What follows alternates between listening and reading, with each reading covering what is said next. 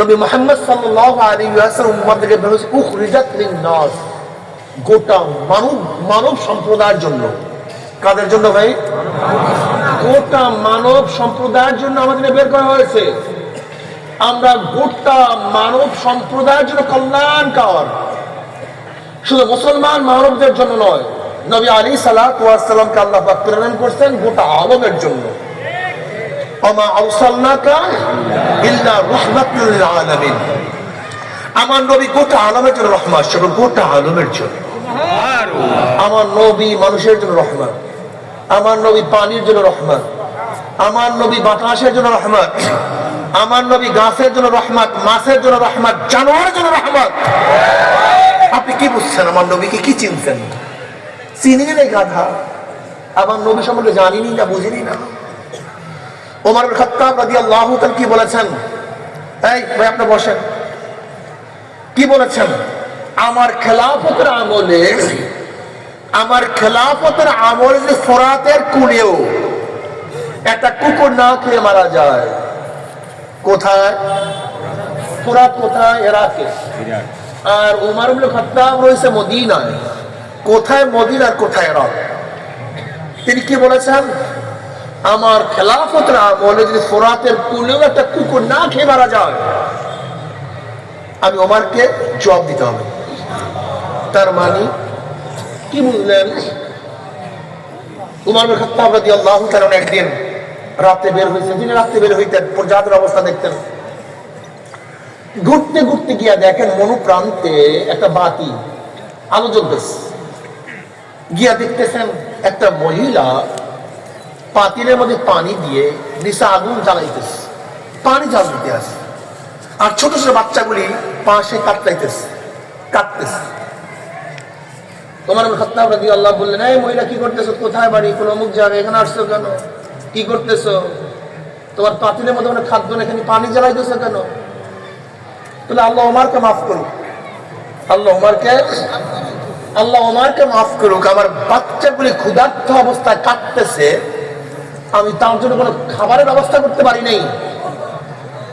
বাচ্চাগুলি কাঁদতেছে, আমি পানি জ্বালাইতেছি, ওরা বুঝবে আমাদের জন্য খাদ্য পাক হচ্ছে, হয়তো অপেক্ষা করতে ঘুমায়া যাবে, এই কাজ আমি করতেছি। ওমর ইবনে খাত্তাব রাদিয়াল্লাহু তাআলা বললেন, আল্লাহ তোমাকেও মাফ করুক। ওমর জানবে কিভাবে তোমরা ক্ষুধার্ত অবস্থায় আছো? ওমর যদি নাই জানে, সে খলিফা হইল কেন? কি বুঝলেন মুসলমান?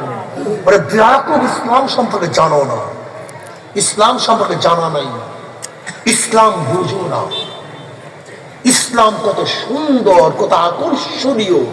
কোথায় সক্রেটিস, কোথায় প্লেটো, কোথায় অ্যারিস্টটল, কোথায় মন্টেস্কো, কোথায় লক, কোথায় রুশো, আর কোথায় আব্রাহাম লিঙ্কন, কোথায় কার্ল মার্কস, আর কোথায় আব্রাহাম লিঙ্কন, আর কোথায় সরদার আলম জনাব মুহাম্মদ রাসূলুল্লাহ সাল্লাল্লাহু আলাইহি ওয়াসাল্লাম। কিসের সাথে কি তুলনা দাজি?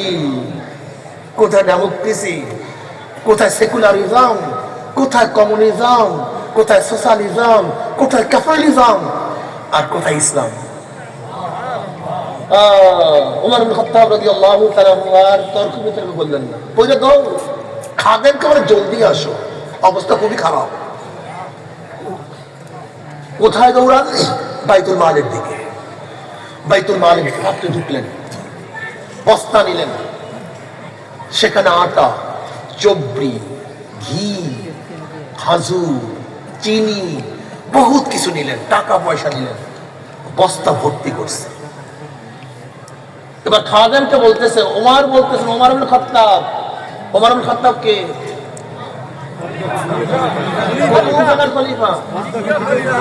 কথা বলেন। অর্ধজাহানের বাদশাহ, বাংলাদেশের ভূখণ্ডের ছোট্ট একটা বাদশাহ না, অর্ধজাহানের বাদশাহ ওমর ইবনে খাত্তাব রাদিয়াল্লাহু তাআলা। খাদেমকে বললেন, আমার কাঁধের উপরে, আমার পিঠের উপরে বোঝা চাপায়া দাও। কি বলতেছেন? আমার পিঠে দেন? না, কিয়ামতের ময়দানে আমার গুনাহ কি তুমি বহন করবা? না, আমাকে বহন করতে হবে। কিয়ামতের ময়দানে আমার গুনাহ তো তুমি বহন করবা না। মুসলমান হও, মুমিন হও, মুসলমান হও, মুমিন হও, ইসলাম জানো, ইসলাম মানো। তুমি ভাবছো কি ইসলাম মানে কি নামাজ পড়া, ইসলাম মানে রোজা রাখা, ইসলাম মানে দাড়ি টুপি, বাস এতটুকু ইসলাম? আখলাক চরিত্রের নাম ইসলাম। তুমি কি জানো কিয়ামতের ময়দানে মিজানের পাল্লায় সবচেয়ে কোন নেকি আগে ওজন করা হবে জানো? সৎ চরিত্র, ভালো আখলাক, ভালো চরিত্র।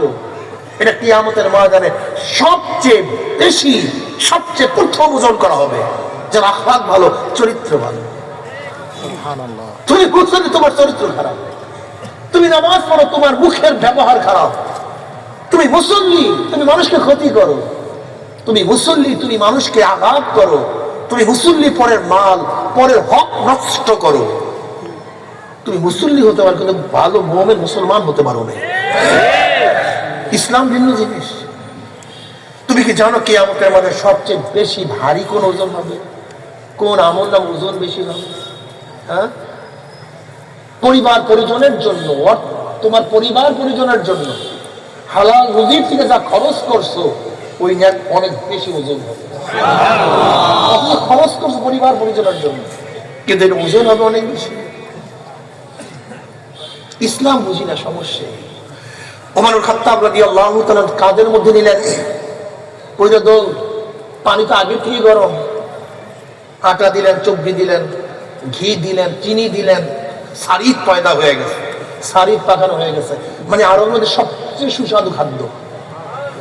রাবি বলেন ওই পাক করার জন্য ওমর ইবনে খাত্তাব আগুনের মধ্যে এরকম ফুকাইতেছেন, তার দাড়ির থেকে ধোঁয়া বের হইতেছে, নিজে ফুকাইতেছেন। কত সুন্দর চরিত্র তাদের, কি সুন্দর আখলাক। তাদের আখলাকের কারণে গোটা দুনিয়ার মানুষ ইসলাম গ্রহণ করছে, আর আমাদের আখলাকের কারণে ইসলাম থেকে মানুষ ভাগ দিয়ে আসে।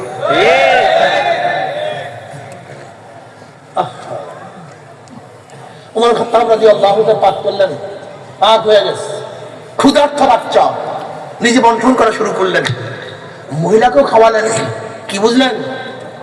ক্ষুধার্ত বাচ্চাগুলি এত ভালো খাদ্য পাওয়ার পরে আনন্দের কোনো শেষ নেই, সীমা নেই।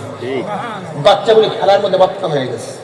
এবার মহিলা বলছে, আহারে, ওমর খলিফা না হয়ে তুমি খলিফা হইতা, কতই না ভালো হইতো। ওমর ইবনে খাত্তাব রাদিয়াল্লাহু এখনো তার পরিচয় গোপন রাখলেন, বলে সেখানে গেলে আমাকে দেখতেও পারো।